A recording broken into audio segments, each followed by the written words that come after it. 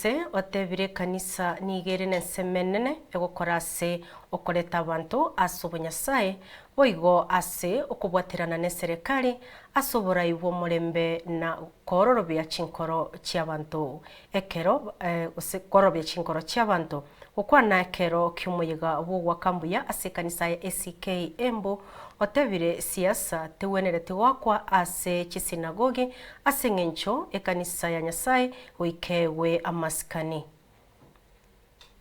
Your Excellency Deputy President, wewe ni rafiki yetu.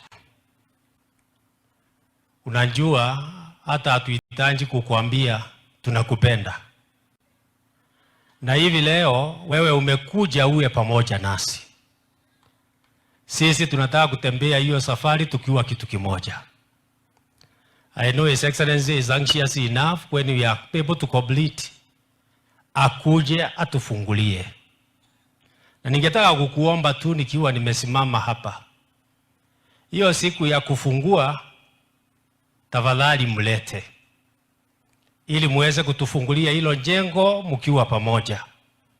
Kwa sababu yale tunafanya tunajua inaandamana sana na policy ya serikali trying to create employment to our people. Nataka niseme ya kwamba tuko na malengo moja na serikali inaona kanisa kama partner. The government sees the church as a partner in development. Difference yetu na kanisa tu ni kidogo ya kwamba kanisa inatusaidia maisha ya sasa na maisha ya baadaye tukitoka ulimwenguni. Lakini serikali, mambo ya serikali inaishia hapa duniani. That is the only difference. Ni kweli si kweli? Ni kweli si kweli? So kanisa inatusaidia leo na tukitoka duniani tusiende kuangamia, tukae vizuri huko. Lakini serikali, mambo ya serikali ni hapa tu duniani. Kanisa ni fire si fire.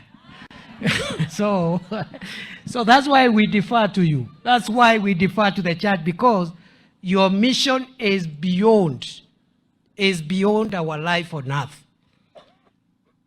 Your mission is to help us live better lives beyond our life on earth.